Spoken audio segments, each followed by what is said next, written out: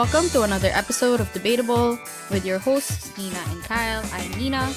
I'm Kyle. And for today, we're going to talk about a phenomenon a lot of us have been seeing this quarantine, hustle culture. So I guess the first thing that you can ask is Debatable, this podcast, is it part of our hustle? Because people think that it is part of our hustle. Like I was talking to my friend the other day about I have a job opportunity and I don't know how much I should be asking for. And my friend was like, oh, you have to compare it to how much you're earning from Debatable, which is your main source of livelihood. And I was like, oh, no, it's actually not the main source of it's not a source of livelihood at all. Not at all. Not at all. Yeah. So other people say oh, so it's a side hustle then because your main hustle is law school. I'm like, no, it's not even a side hustle. It's not a hustle at all. We're not earning anything from the podcast. We want to keep it as free as we can for as long as we can. Especially now we're entering our third year. We still want to keep the freeness going.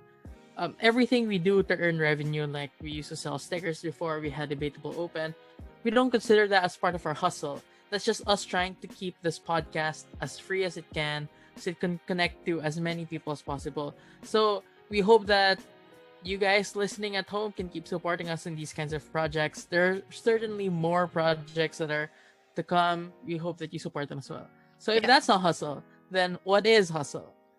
Yeah, so the definition of hustle culture or a hustle just means going in your maximum capacity in your professional affairs. So you grind, quote unquote, so you can make a living and earn that money or that sweet bread. So right now, a lot of people sort of idolize this hustle and this grind and whatever other synonyms they call it.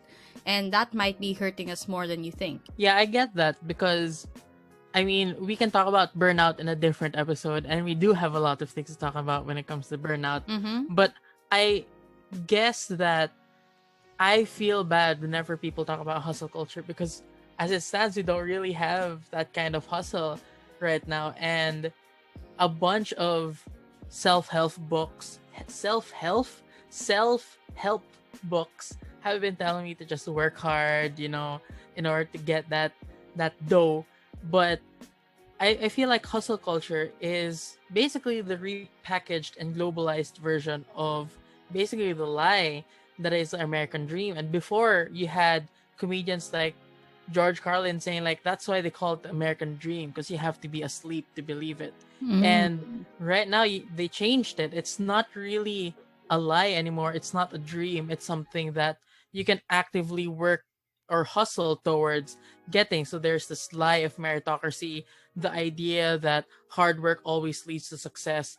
It never talks about, especially self-help books, they never really talked about how, the system is rigged. Like you didn't have to work that hard to get a living wage, but you have to because the system dictates that you have to be paid less than the value of your labor.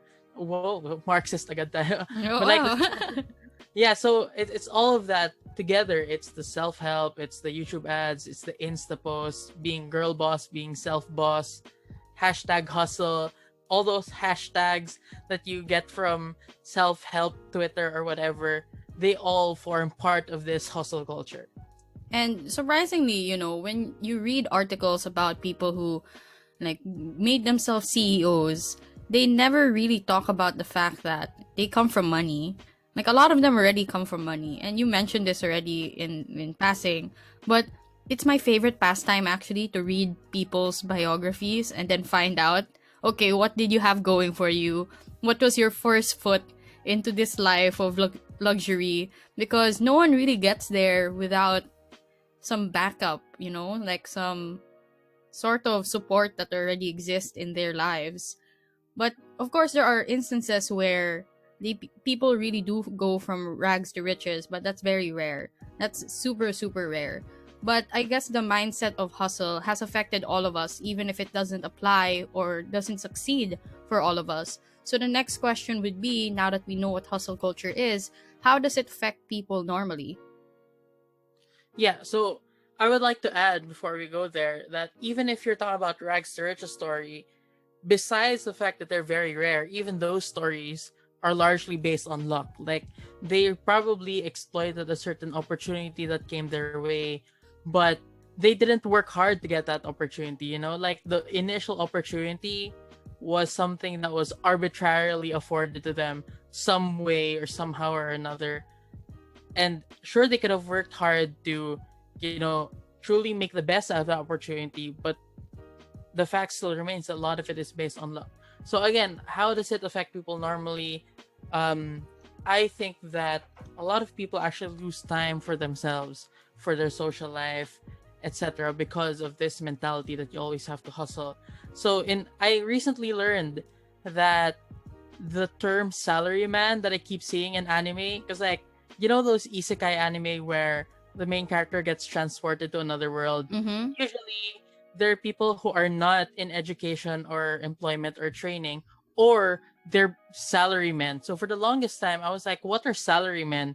And apparently, salarymen is just a generic word that's used to describe people who work really, really long hours, additional overtime, prioritizing work over all else. And like, it doesn't really describe what they do. It just describes as a term the attitude to prioritize work over all else. And it's an expected career choice for young men, and anything else is a failure, not just to themselves as people, but also to their families. And it's gotten really bad. Like, a lot of people die from overwork. The Japanese even have a term for it. It's called karoshi, literally meaning overwork death. So we have talked in the past about, so I don't know if this was in the podcast, but we have for sure talked about this thing in language where the more a phenomenon happens, or the more a phenomenon is valued in a particular culture, the more words they have for that. So we have a bunch of terms for rice. Mm-hmm. So the fact that they even have a term for overwork death really tells us and paints a picture of how bad that situation is in that country. Like, they have tried to create laws that literally limit how much a person can work, but they still keep trying to break those laws. Like Toyota, of all things, a corporate entity, wants people to keep the overtime to less than 360 hours a year, but they still break that. So it's really bad. And according to the International Labor Association, like, there are 4 typical cases, and most of them, like, people can work 110 hours a week and die in their mid 30s. People in transportation working 3,000 hours a year. People in printing companies working 4,300 plus hours a year, dying in their 30s or 40s. And even nurses, they have to do 34 hours of continuous duty 5 times a month. So, like, that is crazy. And you'd be surprised to learn that Japan doesn't even have the highest number of working hours in a week or in a year. It's actually Mexico, but you don't see a lot of statistics for it. So it makes you wonder if the phenomenon of dying from overwork is unique to Japan, or maybe it's not unique at all, but it's just underreported in a lot of instances. I'm of the mindset that it's probably underreported, especially in countries like Mexico, where it's very normal to work yourself to death, or it's very normal to have multiple jobs and to like migrate to different countries just to work harder, you know? Yeah. But also, I was thinking that there have been studies that found that, to be fair, people who are richer tend to work longer and longer hours as well. And so, like, this might be evidence that says, well, you can make it if you just work hard enough, but it doesn't really tell you the flip side about what they're losing because they work so much. Like, it is perfectly fine, I think, for people to get a sense of dignity and fulfillment within their careers, but if it actively destroys their health, like, again, in Japan, like, and in other countries in East Asia, right, we have noticed that after very long working days, instead of just going home and resting, a lot of them feel compelled to go out and drink or hang out with their coworkers as well. So what I found in my research is that they do that in order to keep minimizing the distance between themselves and their work. Oh, that's horrible. That sounds horrible. But that's like not even considering the fact that we are currently in a pandemic. And the pandemic has seen a rise in hustle culture. And all the side effects that come with hustle culture.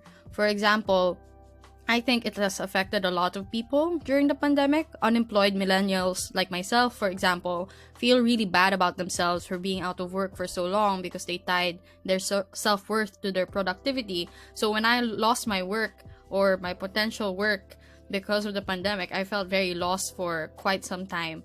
And I feel like the hustle culture got to me. Even if I knew that it wasn't healthy, and even if I knew that it's not a good thing to always be grinding, I felt like if I wasn't grinding like everyone else around me and I wasn't earning as much as everyone else around me, then I'm a failure, you know?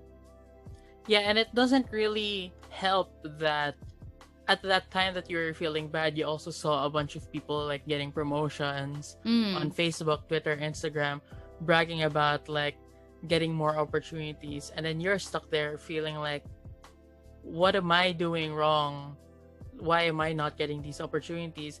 And I feel that way too. And I feel like the hustle culture makes it so that not only do you feel compelled to work, it also makes you feel compelled to share your work achievements and sort of hype yourself up. Because if you don't hype yourself up, how can you get the validation of like, oh, your hustle is so good, right?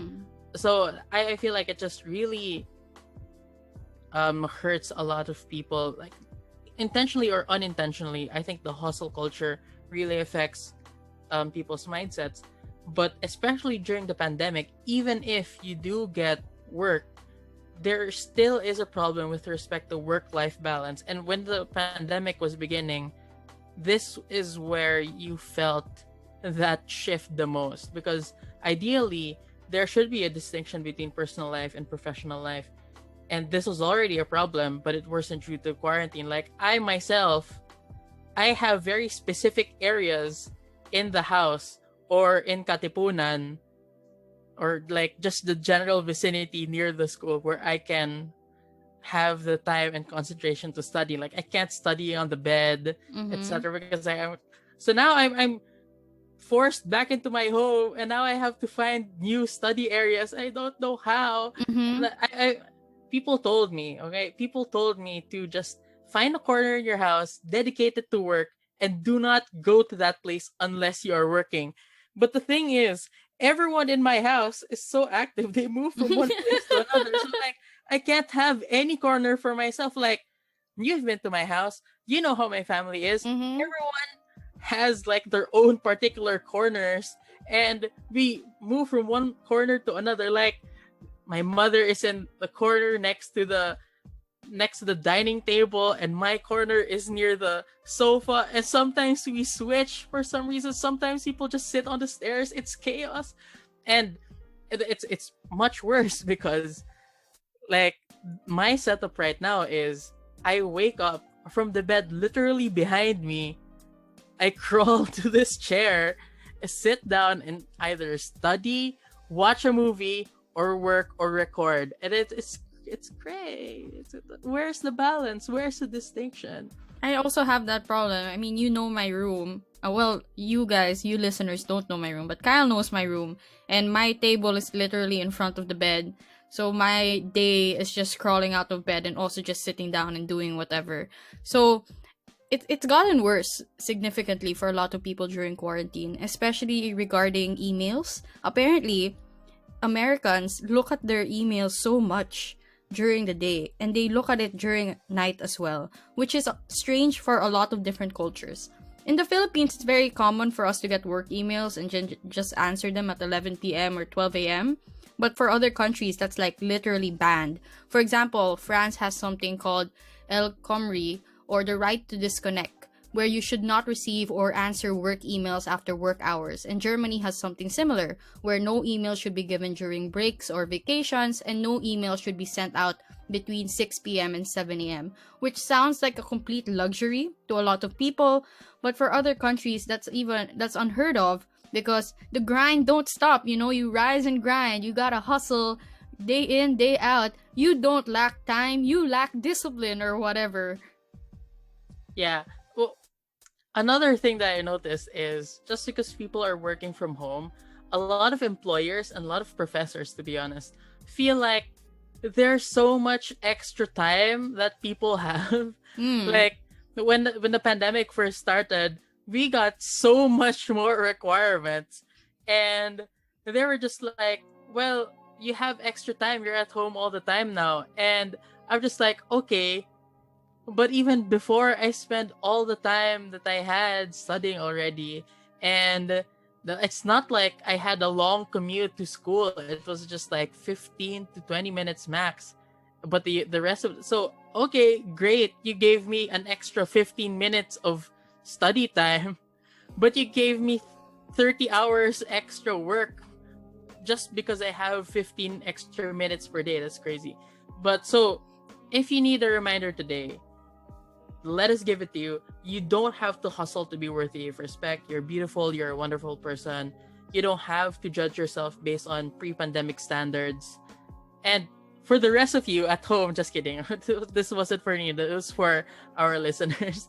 So you don't have to hustle to be worthy of respect. If you do find fulfillment in your work, that's well and good, but don't let it define who you are, because you're so much more than the value you produce for your corporate overlord or something. Mm-hmm. But shouldn't you work hard for yourself? And I guess that's the third question we should be addressing in this episode. And I feel like this is where it gets a bit more debatable, because hustle culture isn't all bad, right? Sometimes you do need it.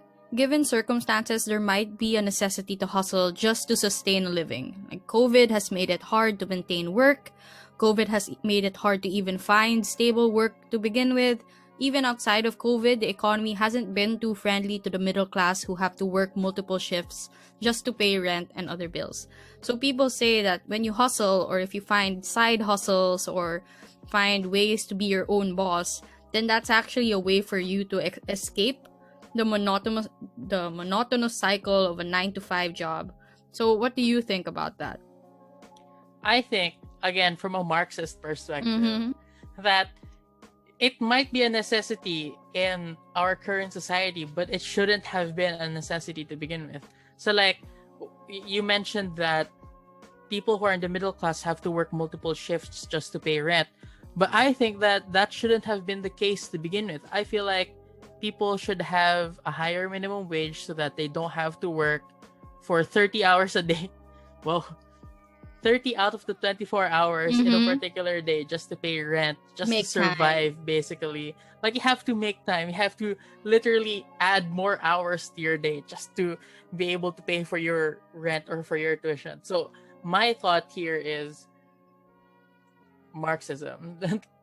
To summarize it succinctly, my response to your argument is Marxism. Mm-hmm. Mm-hmm. But even if it isn't a necessity, should you do it for your own self-fulfillment? Like, there are some people, like you mentioned, who get fulfillment from hustling and grinding. Some people really love the fact that their identity is the fact that they're able to buy Lamborghinis for being a girl boss or their own CEO. I'm reminded of that Brian David Gilbert video about being your own boss. And I feel like that video appealed to people, not just because it was creepy, but because the introduction was very inviting. You know, lots of people would like to learn how to become their own boss at home, and that's part of hustle culture. Yeah, and I feel like that video, you should totally watch it if you haven't watched it yet. But that video is just so good because I really felt like a lot of the time people kind of sell their souls to, some capitalist system or some other system that promises them money, but a lot of the time they're working bullshit jobs, and bullshit jobs has a specific technical meaning, actually, where bullshit means that it's not a job that you think has any value to the world, but you have to pretend that it is valuable and it adds something to the world. So basically, a lot of startups. Charot. Wow, a lot of what do you call that? Data crunchers. What do you call? They input data. Oh, I'm just so passionate about inputting data into spreadsheets. I'm so passionate about that. But I think that to answer, like, should you do it for your own self-fulfillment? I think it actually quite depends, because we have talked a lot in the past about a coerced choice or a manipulated choice, where you feel like it is your own choice, but it's actually just an adaptation to a particular society or particular like oppressive system. And feminists talk about this a lot, but perhaps you can talk about it here. Do you really want to do it? Do you really feel fulfilled because of your work? Or do you just want it because capitalism has told you that you should want it? Capitalism has told you to attach your worth to a monetary figure. And this is where it gets kind of toxic, because a lot of people brag basically about just how busy they are. Like, just the other day, I felt compelled to brag about how busy I was. But then I realized, I shouldn't brag about this because I hate it. Actually, the only reason why I'm bragging is because I know that another person would like to be busy, even though I myself hate being busy like this. So even if I am aware about the toxic effects of hustle culture, I still feel compelled to brag about it. And even just this morning, man, like I saw a bunch of people bragging about their new cars, and I was like, okay, this might have been your dream, but did you really have to like brag that this was only possible because of your hard work? Because I know the person, and I'm like, no, this is not just your hard work, your trust fund baby. You Mm. probably got, yeah, exactly. So it's kind of difficult because in a lot of cases, people who are most likely to brag about hustle are the people who hustle the least, right? I think Sometimes, that's called flex culture. That's another thing, but it's very very similar to hustle culture, and it's basically a sibling of hustle culture because no one wants to hustle if they don't get to flex in the end. yeah. But to be more sympathetic, I try to be more generous. Sometimes people do the flex. They say they hustle a lot to say that they're improving, and that's good, I think. Sometimes people do it to find sympathy, but however good the reasons might be, I don't think that it should be normal to basically brag about how you're being overworked to a point where it's no longer healthy for you. Mm-hmm. I agree. I agree. So I think another point to raise is that strangely enough, the fact that you hustle so much might be the cause of you eventually hustling less in the future. Because I do know a lot of people, for example, who hustle a lot at the beginning and then they fall mentally ill or get physically sick, that they're no longer to do the work properly and they eventually get burnt out. And sometimes that burnout is permanent or really damaging, for example. I would consider myself one of these people. Like in high school, I really did hustle a lot in the context of schoolwork. Like I was always busy, I always gave myself a lot of work. And now I have a condition, I'm on medication now, I go to a therapist. And I feel like part of that is because of all the hustling I did when I was younger. So I guess advice to everyone who's listening, and I'm not afraid to share my experience because I think that it would be important for others to learn from it. Don't overwork yourself. There's no real reason to overwork yourself. Principally speaking, it's a bad idea, but pragmatically speaking, if your goal is to end up with more money in the future, then do yourself a favor and take breaks because that will lead to more productivity in the long run anyway. Yeah. And I think that can lead us to our final point today, which is hustle culture discriminatory? You have said that hustling was bad for you because it worsened an effect of a condition that you have. But I think it's also worth saying that a lot of hustle culture is very competitive and implicitly ableist. So you were saying earlier that you have too many excuses, you lack discipline, but for a lot of people, it's not really just, excuses or the lack of discipline. It's the fact that they can't really help but not be productive at certain points, or if they do try, it's not their fault if like they just can't handle it. And I remember you were telling me just a few days ago, like you were asking me how could I get so productive so easily. Like it's a switch. And the thing about me is, if our listeners don't know, I am not productive at all, except when I am productive, I'm very productive. So it's a switch for me. But for Nina, she was telling me that it's more difficult for her to maintain that sort of Flow. rhythm Yeah. or that flow. Yeah. Yeah, so you see a lot of memes, especially during quarantine, that say, "You're home all day now.